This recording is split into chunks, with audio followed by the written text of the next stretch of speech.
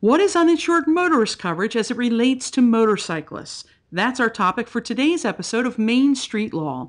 I'm Cindy Speaker, and my guest is Indiana motorcycle injury lawyer Randy Sevenish of Sevenish Law in Indianapolis, Indiana. So, Randy, how are you today? I'm great, Cindy. How about yourself? Pretty good, thanks. Well, Randy, as I understand it, knowing insurance coverage inside and out is an important part of a personal injury practice. And I know there's a coverage called uninsured motorist coverage, but let me ask you this. What is uninsured motorist coverage, and is it important for motorcyclists to carry? Well, I'll tell you, Cindy, uninsured motorist coverage, or what we call coverage for short, is one of the most overlooked and most important types of coverages that bikers can have.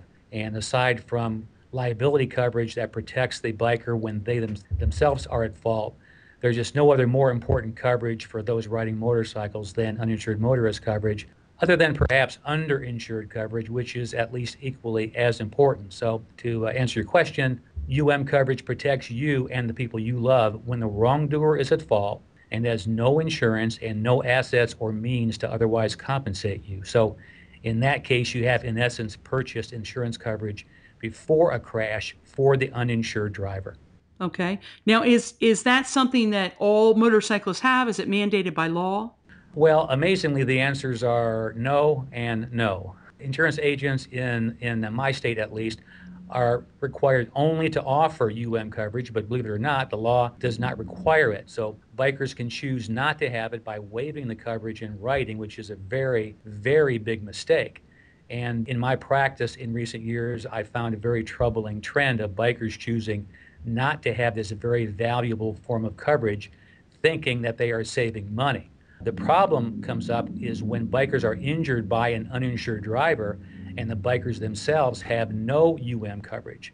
They can, of course, still sue the uninsured driver, but usually these people fail to have sufficient assets to go after, and the uninsured driver can also file bankruptcy, and the injured biker still gets nothing. So whether you call it a big mistake, an error in judgment, or just a simple lack of understanding or knowledge, it makes no difference. Do not ride without this coverage. Okay. Now, let me ask you this. How much do you recommend that a biker have in terms of coverage? Well, that really depends mostly upon the amount of risk that they are willing to take and gamble with.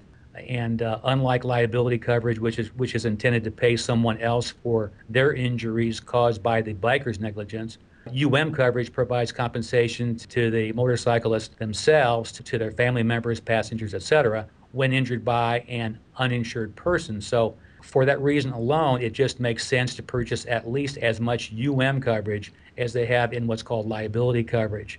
We strongly recommend that, based upon their assets and comfort level, that they should have at least $250,000 per person and $500,000 per accident. And although probably beyond the scope of this question, if they also own a home and indeed have coverage on their bike for 250, 500, they should also consider securing what's called an umbrella policy of $1 to $2 million for just a couple of hundred more dollars annually. Okay. Now, let me ask you this. Suppose that someone has auto coverage. Is that going to be of any help to them if they don't have it for their motorcycle and maybe there's an accident that occurs? Be very careful here. It really depends upon the ownership of the vehicle they're on when this happens.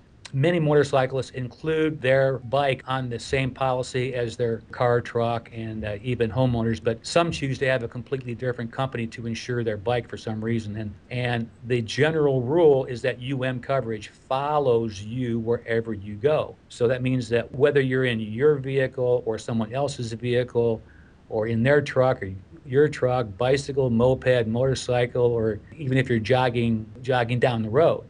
So typically coverage follows you, but most companies will exclude coverage if it is not specifically covered on the motorcycle owned by you without first paying for that coverage. So it's best just to have coverage on all vehicles you own, period.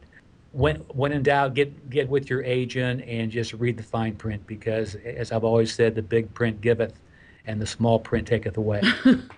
That's a great line and so true. Randy, if someone wants more information, how can they reach you? Certainly, they can call me directly at 1-800-278-9200 or online at www.sevenish, 7ishlaw.com. Randy, thanks so much for your time today. Thank you, Cindy. Until next time, this is Cindy Speaker for Main Street Law.